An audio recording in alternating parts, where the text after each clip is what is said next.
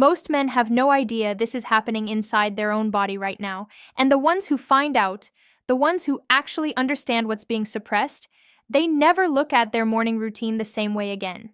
There's a point, a specific anatomically precise point on your lower abdomen, and for nearly 5,000 years, it was kept hidden from ordinary men.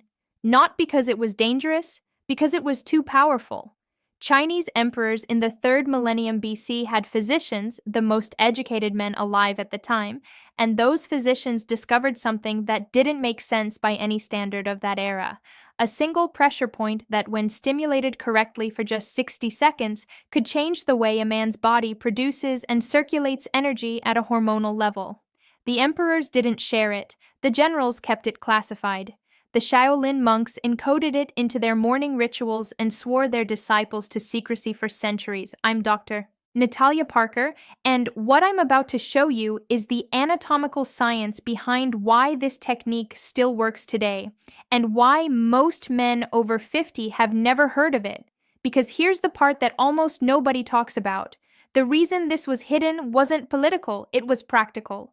When you understand exactly what this pressure point does to your autonomic nervous system, you'll understand immediately why the men who used it every morning had a significant advantage over the men who didn't. And you'll also understand why what I'm about to share with you in the second half of this video, the 3-ingredient formula that amplifies this technique, is the part that changes everything. Stay with me. Because the first thing most men get wrong about this is also the most important thing. Let's go back to 2697 BC. The Yellow Emperor, Huangdi, commissioned what historians now call the first comprehensive medical text in human history, the Huangdi Neijing. This wasn't folklore. This was a systematic clinical document. It mapped 365 specific points on the human body, what we now call acupuncture points in modern medicine, and assigned each one a specific physiological function. Now, out of all 365 points, one was treated differently from the rest. It wasn't just listed with a function, it was marked with a warning. Chinese physicians noted that this point had a disproportionate influence on male energy, circulation, and what they described as the body's deepest vitality reserves. They called it Guanyuan. Translated literally, it means gate of vitality, or, in some classical texts, origin pass, meaning the passageway back to your original energy. And this is where it gets interesting, because the anatomy behind this name is not metaphorical, it's precise. The location they identified, 4 finger widths directly below the navel on the body's center line, corresponds exactly to what modern anatomy calls the hypogastric plexus region. This is a dense network of nerve pathways that directly governs circulation to the pelvic region, hormone regulation, and the parasympathetic nervous system's rest and repair functions. The ancient physicians didn't have the language we have today, but they found the right spot. And once you understand what that spot does neurologically, you'll stop wondering why this was kept away from common men for so long. Because what happens when you activate it consistently isn't subtle, and it builds over time in ways most men aren't prepared for. Here's what the Shaolin monks figured out in 495 AD, and this part tends to surprise people. The monks at the Shaolin monastery didn't just incorporate Guanyuan's stimulation because of tradition. They were engineers of the human body. They spent their lives testing what worked and removing what didn't, and they didn't just use the pressure point. They discovered that something consumed 20 minutes before the technique dramatically changed the results. We'll get to that formula. I promise, and it's simpler than you think. But first, I need you to understand why the timing of this technique matters so much. Because the monks weren't practicing this randomly. They did it at a very specific moment every single morning, right at the transition from sleep to wakefulness, and modern neuroscience actually explains why. In the minutes immediately after you wake up, your nervous system is in a transitional state. Cortisol is beginning to rise. Your parasympathetic system, the one responsible for rest, repair, and hormone production, is still partially active. This is a narrow window, maybe 15 to 20 minutes, and in that window, your body is significantly more receptive to nerve stimulation than at any other point in the day. The monks called this moment awakening the inner fire. Modern neurologists would call it a parasympathetic activation window. Both descriptions are pointing at exactly the same thing. And if you've been waking up and immediately reaching for your phone, drinking coffee, or jumping into your morning before your body has fully transitioned, you've been closing that window before you ever used it. The men who understood this, the ones who practiced consistently for just 60 seconds during that window, reported changes that started showing up within the first week, not in 3 months, not after years of commitment, within days. And the reason why brings us to the part of this that most people have wrong. Comment below what city or state you're watching from, because I work with men dealing with this exact issue from all across the country, and I want to know where you are. Most men assume that energy loss and declining vitality after 50 are inevitable, that it's just aging, that the body degrades and there's nothing to be done about the underlying mechanisms. But here's what that assumption gets wrong, and this is important. The autonomic nervous system, specifically the balance between the sympathetic and parasympathetic branches, plays a massive role in how your body produces and maintains hormonal function. And that balance is not fixed, it is trainable. What the CV4 technique does, that's the modern acupuncture designation for the Guanyuan point, conception vessel 4, is apply consistent, moderate pressure to a zone that directly stimulates the hypogastric nerve plexus. When that nerve network is activated in the right conditions, it sends a signal cascade to the parasympathetic nervous system. And the parasympathetic system responds by doing something that most men desperately need more of after 50. It activates the body's repair and regenerative functions, increased blood flow to the pelvic region, improved hormonal signaling, better circulation to the tissues that govern sexual function and energy production. This is not a mystical process. There are no energy fields involved. This is applied anatomy, nerve stimulation producing measurable circulatory and hormonal effects. And the reason 60 seconds is the operative number here is because that's the threshold required for the nerve activation to shift from a momentary response to a sustained cascade effect. Under 60 seconds, you get a flicker. At 60 seconds or more, with the correct breathing pattern, you get a full parasympathetic activation. And that activation, done consistently every morning in that transition window, begins to condition your nervous system in a way that compounds over time. The monks who practiced this daily into their 60s, 70s, and 80s were not just maintaining their vitality, they were actively building it. And the men I've worked with who have implemented this technique correctly consistently report 3 specific changes that begin showing up in the first 2 weeks. But before I tell you what those changes are, I need to tell you about the one thing most men do wrong that completely neutralizes the technique. Because if you don't know about this, you can do the pressure point correctly every single day for a month and see almost no results. The mistake is pressure, specifically applying too much of it, and this catches men off guard because in American culture, we tend to operate with a more is better mindset. Harder workout, better results, more pressure, stronger effect. But the CV4 point operates on a completely different principle. This point doesn't respond to force, it responds to consistency and depth.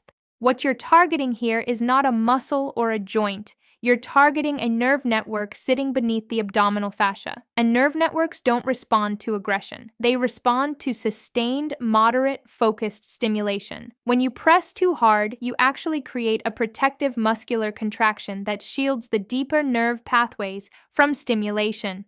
The result is that you're pressing on your own muscles instead of reaching the hypogastric plexus. You feel like you're doing the technique, but the actual nerve network is completely untouched. The correct pressure is firm but comfortable. It should feel substantial. You should feel the pressure penetrating into your abdominal cavity. But it should never be painful. If you wince, you've gone too far. Think of it less like pressing a button and more like holding a steady, confident contact. The nerve network responds to that sustained presence, not to impact. And here's the part that matters even more than the pressure itself. The breathing. This is where the technique either works or it doesn't. And this is exactly where the monks' methodology was decades ahead of what modern physiologists figured out much later. The breathing pattern they used, inhale for 4 counts, hold for 2, exhale for 6 counts, is not arbitrary. It is a precise autonomic nervous system intervention. The extended exhale is the key. When your exhale is longer than your inhale, you activate the vagus nerve. The vagus nerve is the primary highway of the parasympathetic nervous system. Activating it during the pressure point stimulation means you're creating a dual-channel intervention. The pressure is stimulating the hypogastric plexus directly. The breathing is activating the vagus nerve simultaneously. Both pathways are feeding the parasympathetic system at the same time. The result is a significantly amplified response compared to doing either one alone. This is why the monks always combine the technique with the specific breathing pattern. And this is also why they developed the formula I mentioned earlier. The 3-ingredient combination consumed 20 minutes before the practice. Because when you prime your nervous system chemically before you apply the dual-channel stimulation, the results are not just additive, they're multiplicative. And now I need to tell you exactly what that formula is and why each ingredient works at a neurological level. Because the science behind this combination is genuinely surprising, and the fact that monks figured this out 1500 years ago without modern biochemistry is something I still find remarkable. If you're over 50 and you're dealing with declining energy, reduced morning function, or that persistent sense that your body just isn't operating at the level it used to, I put together a complete medical guide on how to avoid the specific mistakes that damage your prostate and hormonal health after 60. It covers everything I can't fit into one video. It's in the pinned comment below right now, and it's completely free. Go check it out after you finish watching this, because what I cover in there directly connects to what we're talking about right now. The Shaolin Energy Formula. 3 ingredients. Consumed together 20 minutes before the CV4 technique. And before I tell you what they are, I want to explain the logic of the 20-minute window, because that timing is not a recommendation. It's a requirement. The compounds in this formula need approximately 15 to 20 minutes to reach peak bioavailability in your bloodstream. If you do the pressure point immediately after consuming them, you're getting maybe 30% of the potential effect. If you wait the full 20 minutes, the compounds are circulating at maximum concentration exactly when your nerve network is most receptive. The monks discovered this empirically through trial and error over generations. Modern pharmacokinetics confirms exactly why it works. Now, the formula.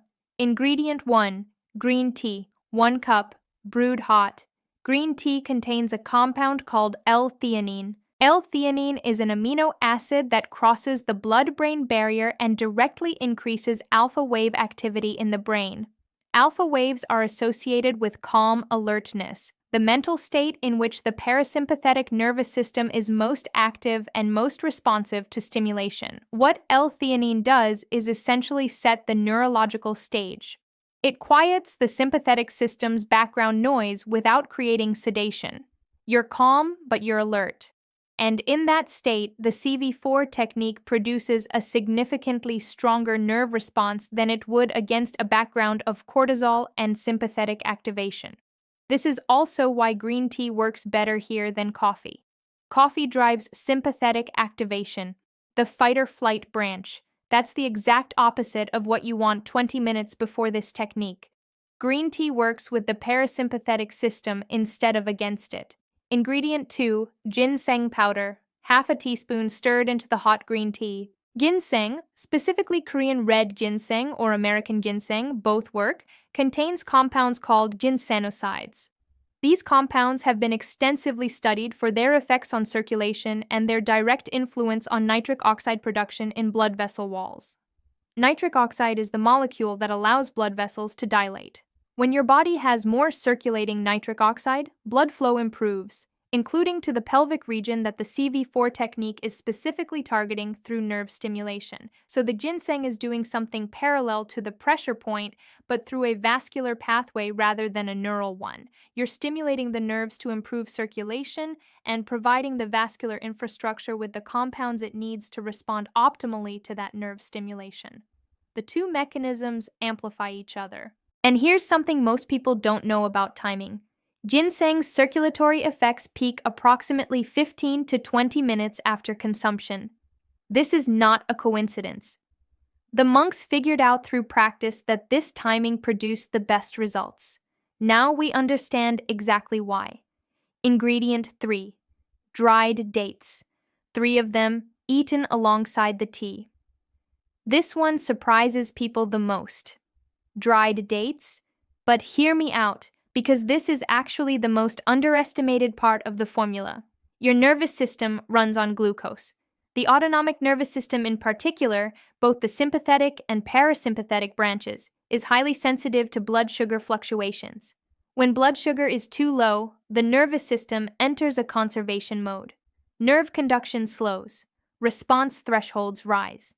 The exact kind of nerve activation we're trying to create with the CV4 technique becomes harder to achieve.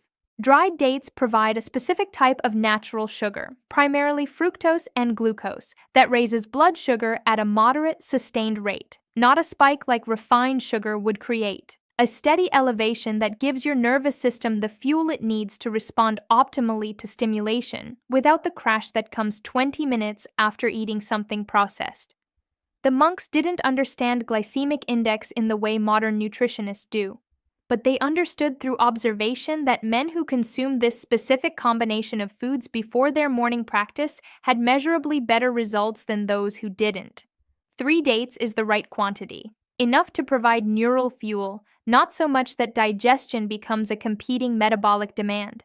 And when all 3 ingredients are working together in your bloodstream 20 minutes after consumption, you've essentially created the optimal internal environment for the CV4 technique to produce maximum results. Green tea quieting the sympathetic system, ginseng priming vascular response, dates fueling the nervous system, and then you apply the pressure point with the specific breathing pattern. The combination produces results that neither element produces alone. This is what the monks understood that most modern health content completely misses. The technique and the preparation are inseparable. You can't get the full effect from one without the other. Now let me tell you exactly what those results look like over time, because realistic expectations matter here. I've seen men abandon this technique in the first week because they were expecting something different than what actually happens. And that's a mistake, because what happens in the first week is actually a reliable sign that the technique is working correctly. It just doesn't look like what most men expect. In the first week, the primary experience is sensory. During the 60-second practice, you'll feel warmth spreading from the CV4 point. Some men describe a mild tingling. Some feel a subtle pulsing sensation in the lower abdomen that gradually spreads toward the pelvis. These sensations are not placebo. They are direct signals of nerve activation and improved local circulation. If you feel these during the practice, your technique is correct. If you feel nothing, the 2 most likely issues are either too much pressure creating muscular guarding or a breathing pattern that isn't activating the vagus nerve properly. The extended exhale is what most people shortchange. Make sure your exhale is genuinely longer than your inhale. 6 counts out, not 5, not 4, 6, and hold that breath out for a full beat before the next inhale. That pause at the end of the exhale is where the vagus nerve activation peaks. Beyond the practice itself, in the first week, you'll likely notice that your energy levels start stabilizing in ways they haven't in years. Not a dramatic surge, a stabilization. The crash that typically hits in the mid-afternoon becomes less severe. The morning grogginess that used to last an hour clears faster. These are early indicators of the parasympathetic system beginning to regulate more effectively. In the second week, most men start noticing something more specific. Morning circulation improves. Men who haven't had strong morning erections in years often report them returning. Not every morning, but with increasing regularity. This is not a coincidence and it's not random. It's a direct result of improved pelvic blood flow and better overnight hormonal production. The parasympathetic system governs the repair and restoration functions that happen during sleep, including testosterone production, and the vascular mechanisms that govern morning sexual function. When you're conditioning that system through daily practice, these are exactly the results you should expect to see. By week 3, the cumulative conditioning effect becomes obvious. Energy levels are consistently higher. Sleep quality improves. Men report a generalized sense of vitality that they describe as feeling younger in a way that isn't exaggerated or dramatic, just a steady return to how they felt 10 or 15 years earlier. And by week 4 and beyond, these are no longer improvements. They're your new baseline. Because what's happened is that your nervous system has been genuinely reconditioned. The parasympathetic pathways are stronger, the nerve networks are more responsive, the vascular infrastructure is better primed, and you've built a morning ritual that takes 60 seconds and continues to produce compounding results as long as you maintain it. The monks who practiced this into their 70s and 80s weren't maintaining something, they were building something. There's an important distinction there. Maintenance implies you're holding a position. Building implies you're advancing from it. The men I've worked with who understand this distinction are the ones who practice every day, not out of habit, but out of genuine curiosity about how much further the results can go. Now I need to address the 2 remaining mistakes that cause men to either abandon this technique or plateau before they reach the full benefits. Because these are real, I see them regularly, and neither one is obvious. Mistake number 2, after the pressure issue we covered earlier, is inconsistency. And this is where American culture works against men specifically. We expect dramatic results fast, and when we don't see them, we assume the technique isn't working.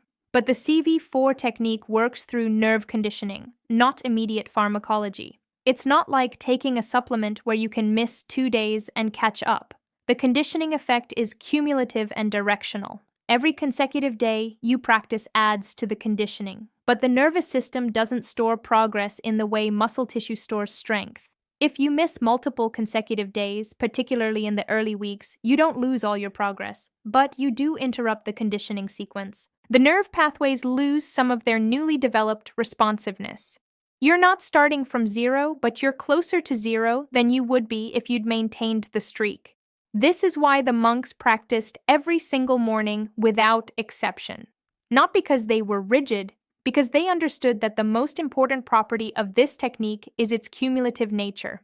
The difference between a man who's done this for 30 consecutive days and a man who's done it 30 times over 60 days is significant. Same number of sessions, completely different results. Consistency is not a lifestyle recommendation here. It's a biological requirement of how nerve conditioning works. Mistake number 3 is expecting a specific feeling during the practice and concluding the technique has failed when that feeling doesn't show up consistently. Some mornings the warmth is obvious and immediate. Other mornings it's subtle, some mornings it might be barely perceptible. This variation is normal.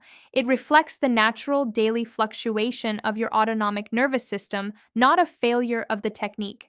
Men who are looking for a consistent, strong sensory experience every morning often start pressing harder when they don't feel as much, which, as we've covered, actually works against the technique.